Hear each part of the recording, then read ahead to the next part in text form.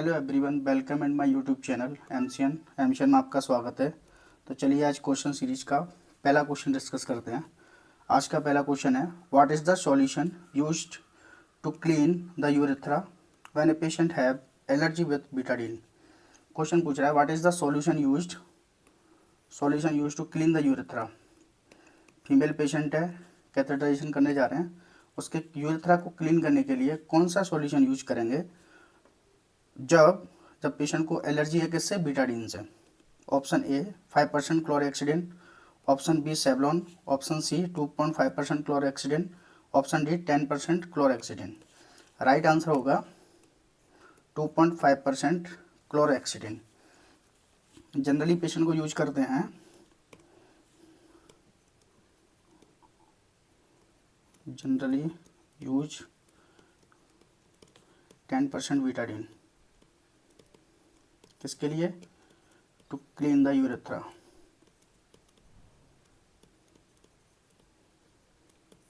ठीक है, लेकिन अगर पेशेंट को एलर्जी है किससे, बीटाडीन से, तो यूज करेंगे 2.5% क्लोरोहेक्सिडिन। ठीक है, क्वेश्चन समझ में आ गया। चलिए question number 2, what is the direction to clean the urethra for catheterisation. क्या पूछ रहा है, डायरेक्शन किसका, यूरेथ्रा को क्लीन करने के लिए। कैथेटराइजेशन में यूरेथ्रा को क्लीन करने के लिए इसका डायरेक्शन पूछ रहा है। ऑप्शन ए है upward to downward position, option B down top to bottom, option 3 A और B both, option D downward to upward position. तो हमेशा क्लीन करने के लिए कोई भी प्रोसीजर है तो क्लीन करने के लिए क्लीन करने का प्रोसीजर से पहले क्लीन करने का क्या रहता है, लेस कंटामिनेशन टू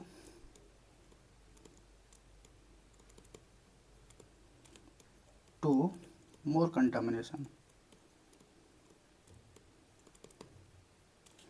ठीक है, कहाँ से क्लीन करेंगे, राइट आंसर क्या होगा, ए और B both. Right answer is A और B both. Upward to downward, ये यूरेथ्रा हो गया, ये हो गया एनल स्फिंक्टर। ठीक है, एनल स्फिंक्टर। तो अपवर्ड से डाउनवर्ड की तरफ कौन सी पोजीशन, अपवर्ड से डाउनवर्ड। ठीक है, डायरेक्शन क्या रहेगा, अपवर्ड टू डाउनवर्ड। ठीक, right answer is top to bottom या अपवर्ड टू डाउनवर्ड, दोनों ही आंसर सही हैं, ऑप्शन ए और बी। ओके, चलिए क्वेश्चन नंबर 3, एटलीस्ट, क्वेश्चन पढ़ना ध्यान से, at least how many number of swab use to clean the urethra before catheterisation. क्या पूछ रहे हैं, कितने स्वैब यूज करेगी नर्स, हाउ मेनी, एटलीस्ट पूछ रहे हैं कम से कम कितने नंबर ऑफ स्वैब यूज करेंगे टू क्लीन द यूरेथ्रा। पॉलिश कैथेटराइजेशन करने जा रहे हैं तो कम से कम कितने स्वैब यूज करेगी nurse. Okay, option A 4, option B 3, option C 2, option D 1। इसका राइट आंसर होगा 2, मिनिमम 2 यूज करेंगे। ठीक है, 4 नहीं होगा, 3 नहीं होगा, 1 नहीं होगा, मैक्सिमम नहीं पूछ रहा, एटलीस्ट पूछ रहा है, तो एटलीस्ट के लिए राइट आंसर होगा 2। ओके, चलिए नेक्स्ट क्वेश्चन डिस्कस करते हैं। नेक्स्ट क्वेश्चन आपका नंबर है 4, what is the important nursing action to prevent infection after catheterisation. Important nursing action, पॉलिश कैथेटराइजेशन हो गया है, to prevent infection after catheterisation. ये प्रायोरिटी बेस्ड क्वेश्चन है। Option A clean urethral meatus twice a week, option B clean urethral meatus twice a month, option C clean urethral meatus twice a day, option D clean urethral meatus once a week. यही देखना है। ठीक है, इसका right answer होगा इसका clean the urethral meatus twice a day to prevent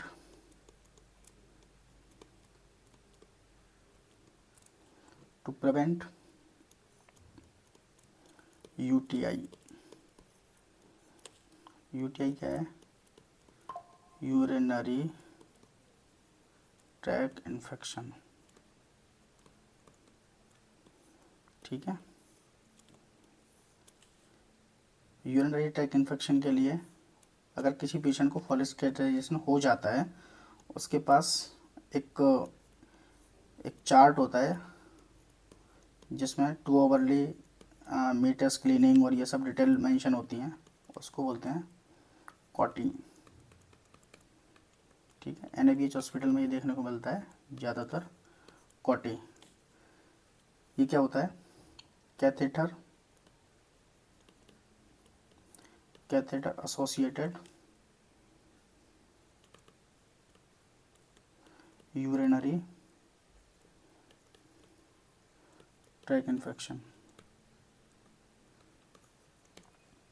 ठीक है, catheter associated urinary tract infection, इसका एक चार्ट होता है, कॉटी बोलते हैं उसकी हेडलाइन होती है कॉटी।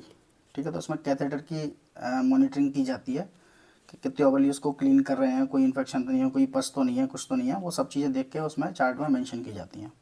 ठीक है, चलिए question number 5, what is the priority nursing action if catheter is nicking? Priority nursing action क्या होगा? किंग बोल सकते हैं इसको। अगर किंग हो गया है फॉलिस कैथेटर तो प्रायोरिटी नर्सिंग एक्शन क्या होगा? Option A, flush the catheter. Option B, inform to doctor. Option C, milking the catheter. Option D, none of the above. इसका राइट आंसर होगा मिल्किंग द कैथेटर। ये catheter है, ये इसकी tubing है, जो से ये इन्फ्लेट वाला हो गया, ये से ट्यूबिंग कनेक्ट है, और ये बैग है। अगर कैथेटर क्लिंकिंग हो गया है तो फिर अपन करेंगे इसको यहाँ से हल्का हल्का हल्का सा प्रेस कर करके, या फिर इसको ऐसे करके और वो करते हैं ताकि फ्लो इसमें आ जाए प्रॉपर। एक तरह से नेगेटिव प्रेशर क्रिएट करते हैं यहाँ पे। तो फिर अगर थोड़ा बहुत छोटा मोटा ऑब्स्ट्रक्शन होता है तो वो ड्रेन होने लग जाता है, तो यूरिन आउटपुट आने लग जाता है। ठीक है, फ्लश द कैथेटर, अगर ये करने के बाद भी अगर नहीं हो रहा तो एक बार फ्लश करके देखेंगे। अगर ये भी नहीं हो रहा है फिर अपन इन्फॉर्म करेंगे ड्यूटी डॉक्टर को कि यूरिन आउटपुट नहीं आ रहा। तो प्रायोरिटी बेस में पहले फर्स्ट, ये सेकंड हो गया, ये थर्ड हो गया, अगर प्रायोरिटी वाइज पूछा जाए तो। ठीक है, चलिए अगला क्वेश्चन देखते हैं।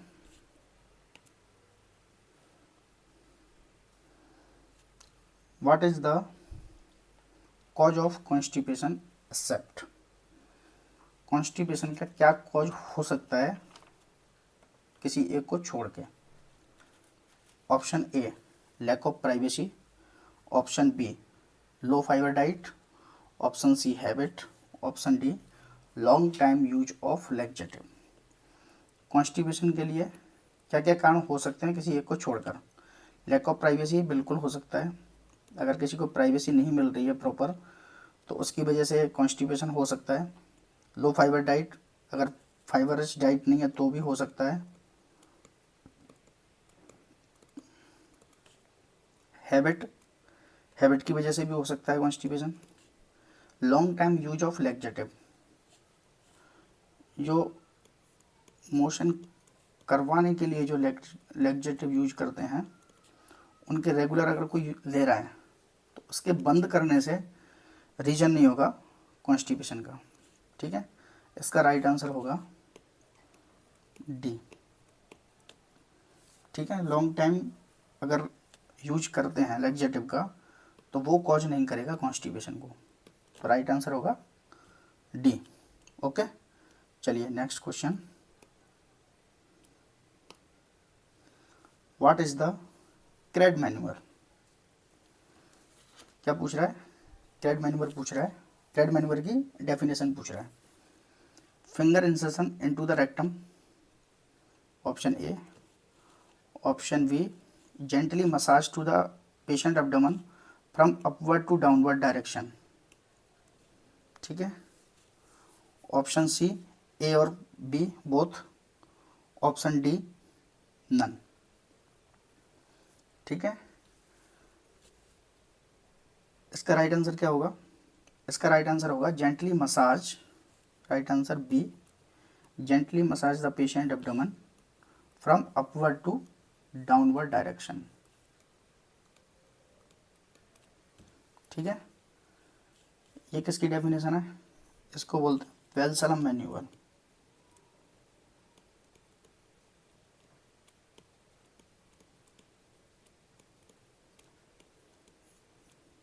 इसमें क्या होता है?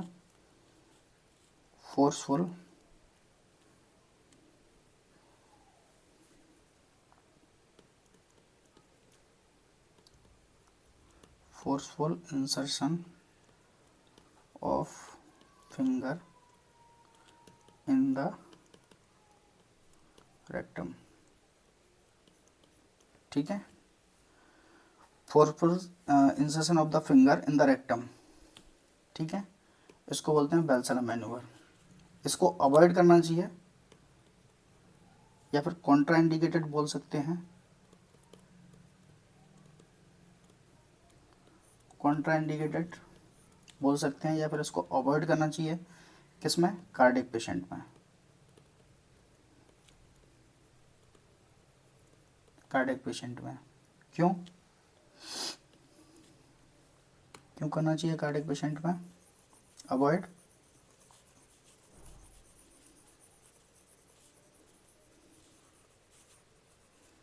कार्डियक पेशेंट में अवॉइड करना चाहिए क्यों? When nurse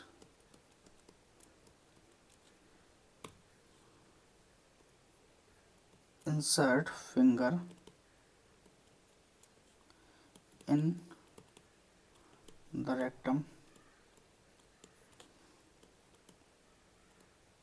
vagus nerve is stimulated। ये क्या करेगी? वेगस नर्व अगर स्टिमुलेट हो जाएगी तो increase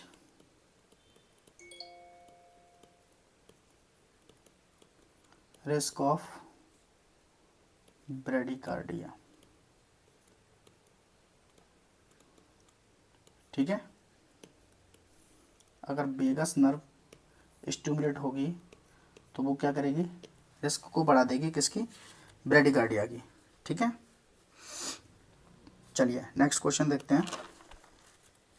what is the enema is prepared by a nurse to diagnose the rectal tumour. कौन सा एनीमा है जो प्रिपेयर करेगी नर्स किसके लिए? Diagnose the rectal tumour. Rectal tumour को डायग्नोस करने के लिए कौन सा एनीमा प्रिपेयर किया जाएगा? Option A saline, option B glycerine, option C soap and water enema, option D fleet enema, option E purgative enema.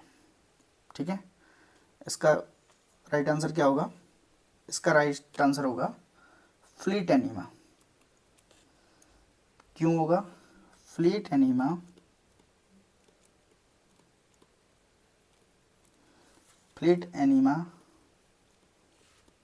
also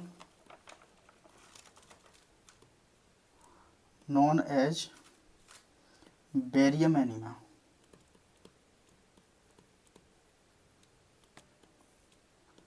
ठीक है, फ्लीट एनीमा बोल दो इसको या फिर बेरियम एनीमा बोल दो।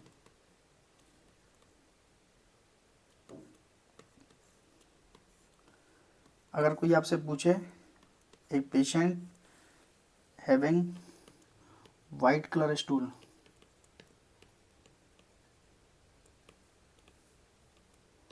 वाइट कलर स्टूल, तो हो सकता है पेशेंट को बेरियम एनीमा दिया गया हो।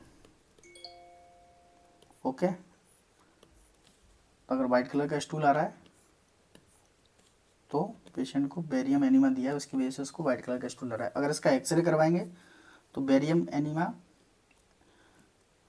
दिया है तो पूरा वाइट कलर का इसका एक्सरे आएगा। तो उसमें देखने के लिए, रेक्टल ट्यूमर को देखने के लिए बेरियम का एनीमा दिया जाता है।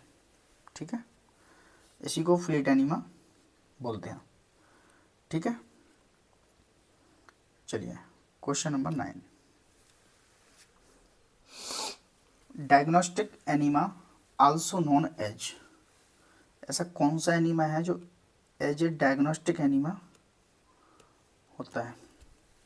Option A saline enema, option B soap and water enema, option C barium enema, option D purgative enema. Diagnostic saline enema diagnostic test के लिए नहीं करते हैं, सोप एंड वाटर नहीं है, barium enema is the right answer, इसी को fleet enema बोलेंगे। फ्लीट एनीमा,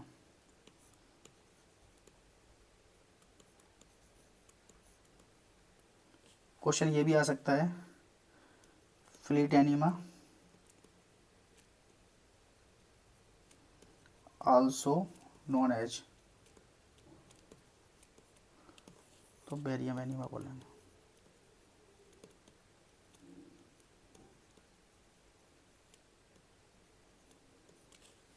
ठीक है, चलिए question number 10,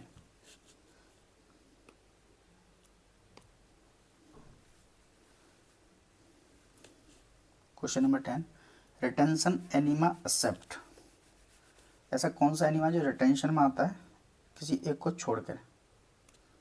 stimulant enema, option A nutrient enema, option C sedative enema, option D barium enema. Okay, right answer क्या होगा? राइट आंसर क्या होगा? बेरियम एनीमा, क्योंकि बेरियम एनीमा क्या है? डायग्नोस्टिक एनीमा है।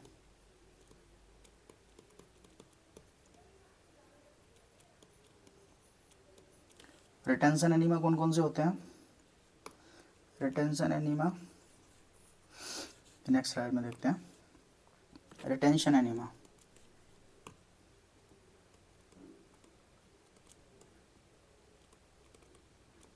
Retention retention enema, retention enema कौन कौन से होते हैं? स्टिमुलेंट होता है,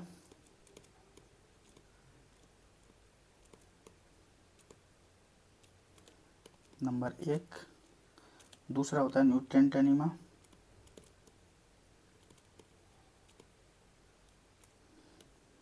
एक होता है इमोलिएंट एनीमा,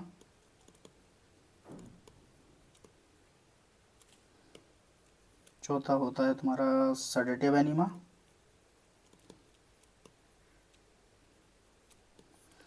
एक होता है तुम्हारा एनेस्थेटिक,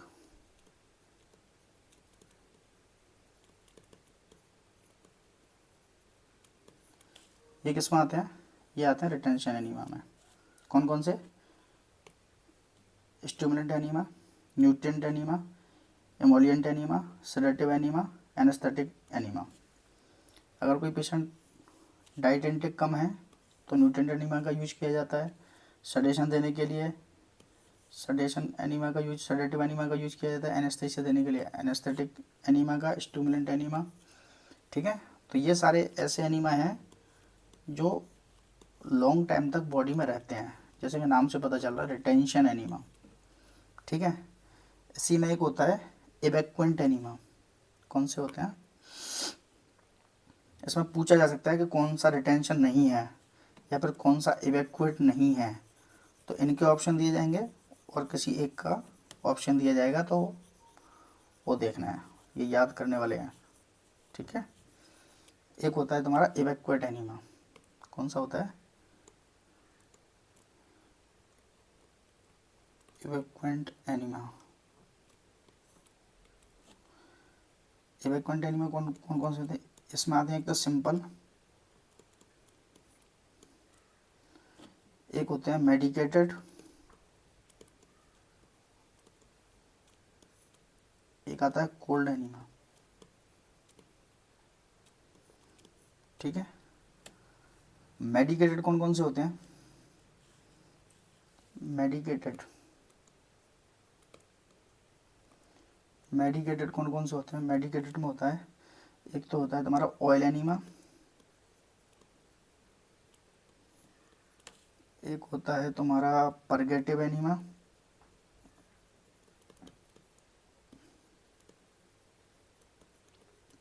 ठीक है, एक होता है तुम्हारा एस्ट्रिंजेंट एनीमा, एस्ट्रिंजेंट एनीमा, एक होता है एंटी हेलमेंटिक एनीमा,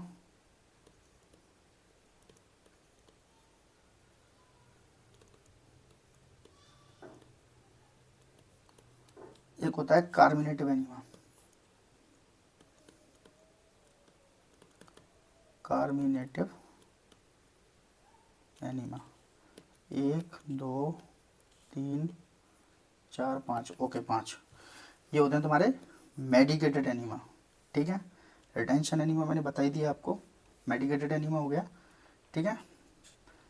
अब इसमें अगर पूछा जाए आपसे कि इनमें रिटेंशन एनीमा में और इवैक्वेंट एनीमा में क्या डिफरेंस होते हैं, अगर दोनों में से पूछा जाए कि डिफरेंस क्या होते हैं दोनों में, तो डिफरेंट थोड़ा मोटा मोटा देख लेते हैं, क्या क्या डिफरेंट होते हैं, याद करने वाली चीज़ें हैं ये, ठीक है।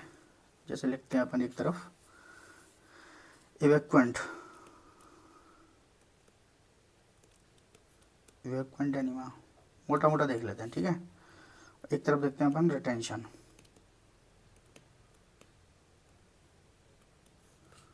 इवैक्वेंट और रिटेंशन, ये होते हैं use for cleaning purpose, use for cleaning purpose, और ये होते हैं यूज फॉर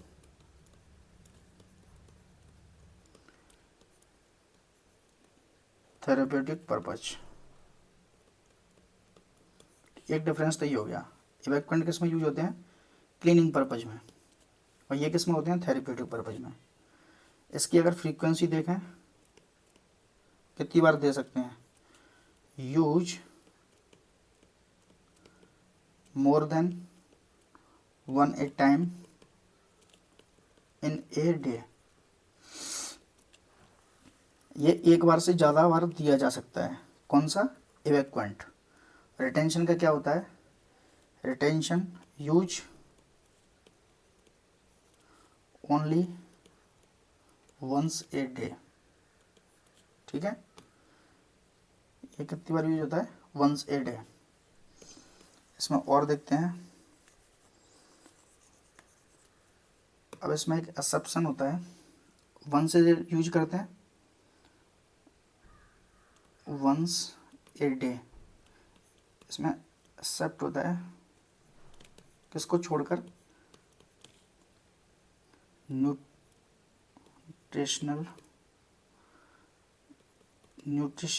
एनीमा, जो केवल न्यूट्रिशनल एनीमा है, ये रिटेंशन में आता है न्यूट्रिशनल, लेकिन वही एक ऐसा एनीमा है जिसको 4 to 6 टाइम यूज कर सकते हैं, 4 to 6 time use in a day.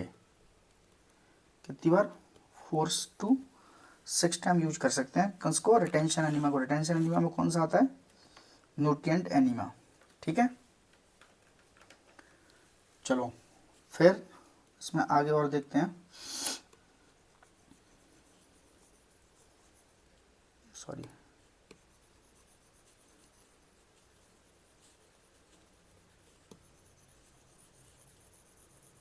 अपन एक तरफ देख रहे हैं इवैक्वेंट एनीमा, एक तरफ देख रहे हैं रिटेंशन एनीमा, ठीक है। अब इवैक्वेंट एनीमा का holding time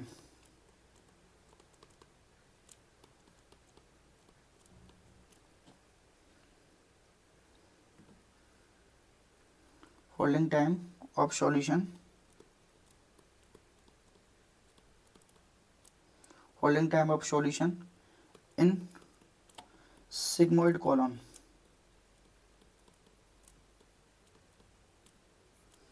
holding time of solution in sigmoid column, ये होता है 10 मिनट,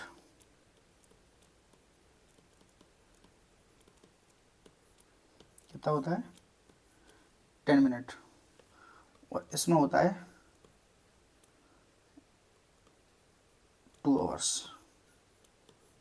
ठीक है, सिग्मोइड कॉलम में होल्ड करने का। ठीक है, 10 मिनट से, और ये इवैक्यूएंट एनीमा है, इसमें कौन सा एनीमा है जिसको 10 मिनट से ज़्यादा रखते हैं, मोर देन 10 मिनट, कौन सा है, केवल ऑयल एनीमा ऐसा है जिसको 1 से 2 घंटे के लिए होल्ड करते हैं।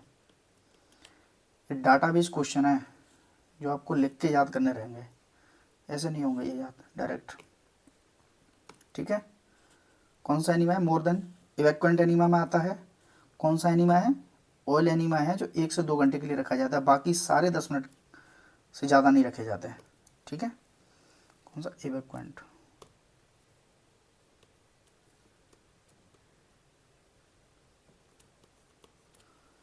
ठीक, अब दोनों में टेम्परेचर देखते हैं, टेम्परेचर किसको कितने पर रखा जाता है। इरेजर कहाँ है,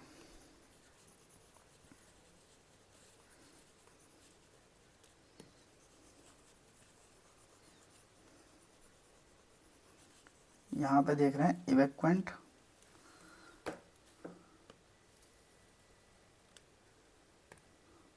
इवैक्यूएंट,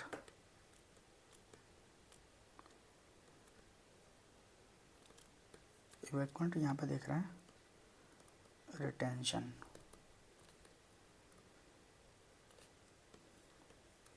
ये जो टेम्परेचर होते हैं, कितने टेम्परेचर पर देते हैं इसको, कितना टेम्परेचर होना चाहिए, क्योंकि कॉलन में डाल रहे हैं, सिग्मोइड कॉलन में, तो कितने टेम्परेचर तक दे सकते हैं। तो अडल्ट का टेम्परेचर होता है, ये डाटा याद रखना, अडल्ट के लिए होता है टेम्परेचर 105 से 110 डिग्री फ़ारेनहाइट। Direct question. अगर यही पूछे चाइल्ड में, तो चाइल्ड का टेम्परेचर होता है 100 डिग्री फ़ारेनहाइट। ठीक है, अब इसमें एक्सेप्शन क्या है, किसको छोड़कर, कोल्ड एनीमा को,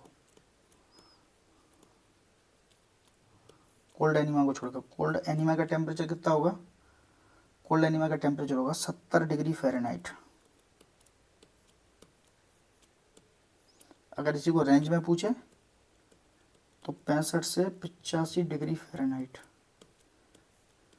थोड़ा बोरिंग है लेकिन इम्पोर्टेंट है। ठीक है, और जो रिटेंशन एनीमा है, रिटेंशन एनीमा को देते हैं, किस पे देते हैं, बॉडी टेम्परेचर पर।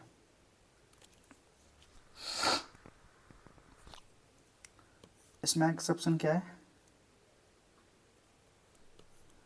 Accept stimulant enema.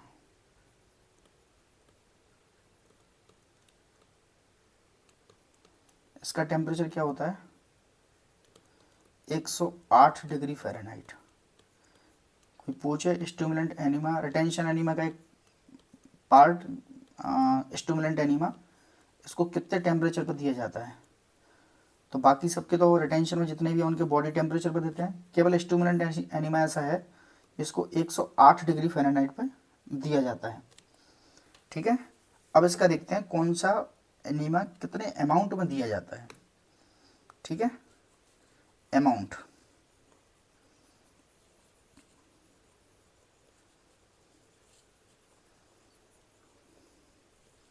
ये टॉपिक वाइज क्वेश्चन सीरीज है, एक एक टॉपिक क्लियर हो जाएगा, इसके बाहर कोई क्वेश्चन नहीं जाएगा इस टॉपिक से, पूरा टॉपिक कवर कर रहे हैं क्वेश्चनों के साथ। ठीक है, चलिए, तो अपन बोल रहे थे किस चीज़ का, कितने अमाउंट, अमाउंट कितना देते हैं सॉल्यूशन का। ठीक है, तो अडल्ट में अगर पूछे, अडल्ट में पूछे तो 500 से 1000 ml। ठीक है, अगर चाइल्ड में पूछे, चाइल्ड में पूछे 250 से 500 ml। ठीक है, अगर यही इन्फेंट में पूछे, इन्फेंट में कितना देंगे, लेस देन 250 ml। ठीक, ये किसका, इवेक्वेंट एनीमा का अमाउंट कितने अमाउंट में देंगे। अब देखते हैं रिटेंशन एनीमा। रिटेंशन एनीमा कितना देते हैं, रिटेंशन एनीमा अडल्ट, अडल्ट में देंगे 150 ml। ठीक है, और चाइल्ड में देंगे 100 ml। ये अमाउंट बता रहा है किसका, सॉल्यूशन का। ठीक है, कई बार एक छोटा सा क्वेश्चन है लेकिन आता है, इसको डिस्कस करते हैं। एक पिंट क्या होता है, पिंट बोलते हैं ना, एक पिंट एनएस लगा दो, 2 पिंट एनएस चली गई, तो ये पिंट क्या है।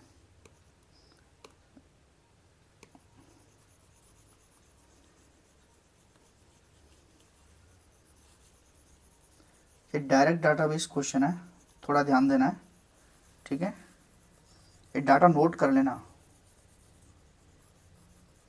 चलिए, एक होता है, क्या डिस्कस कर रहे थे, क्या बोल रहे थे अपन, प्रिंट। एक पिंट,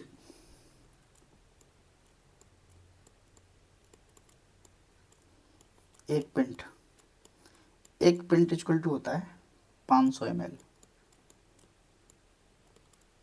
अगर कोई बोले कि मैंने 2 पिंट एनएस लगा दिया, तो 2 पिंट एनएस का मतलब है उसने 1 लीटर एनएस लगा दिया। ठीक है, अब नॉर्मल सा क्वेश्चन है लेकिन आता है, इरेजर। एक पिंट इक्वल टू 500 ml। एक आता है height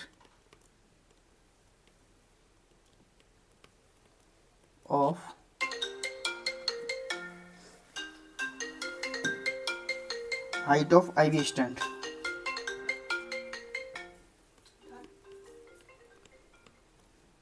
height of IV stand, height of IV stand होती है 18 इंच। 18 इंच, 18 इंच का मतलब 45 सेंटीमीटर। ओके, किसके लिए रखते हैं ये हाइट इतनी, ये रखते हैं इवेक्वेंट एनीमा के लिए। किसके लिए, इवेक्वेंट एनीमा के लिए आईवी स्टैंड की हाइट कितनी होनी चाहिए, तो ये होती है आईवी स्टैंड की हाइट 18 इंच यानी 45 सेंटीमीटर। अगर कोई पूछे आपसे रिटेंशन एनीमा के लिए,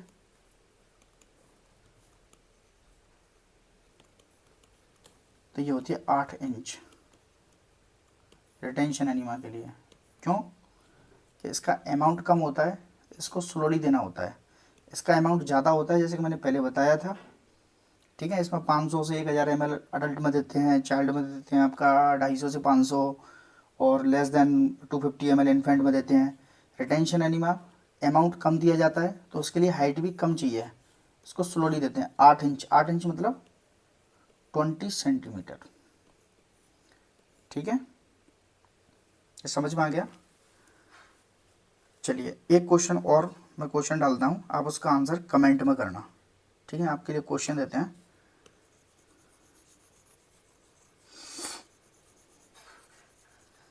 क्वेश्चन है तुम्हारा, चलिए क्वेश्चन शुरू करते हैं। क्वेश्चन है, इसका आंसर कमेंट में करना। What is the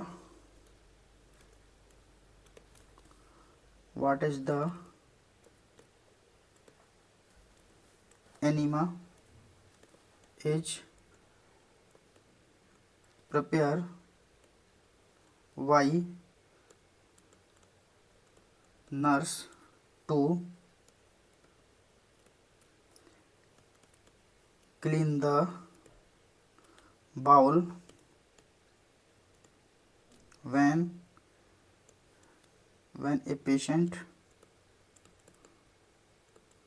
schedule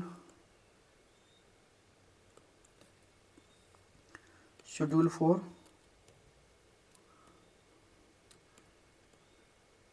abdominal surgery.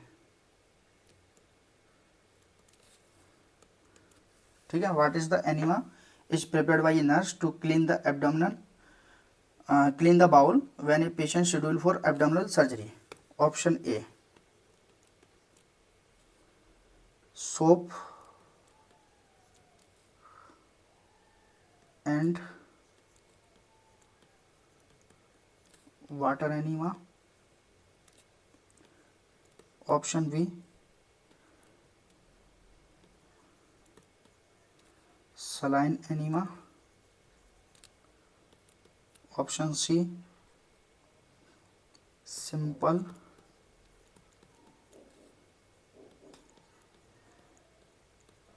इवैक्वेंट enema. Option D है तुम्हारा, चलिए नन। ठीक है, आंसर इन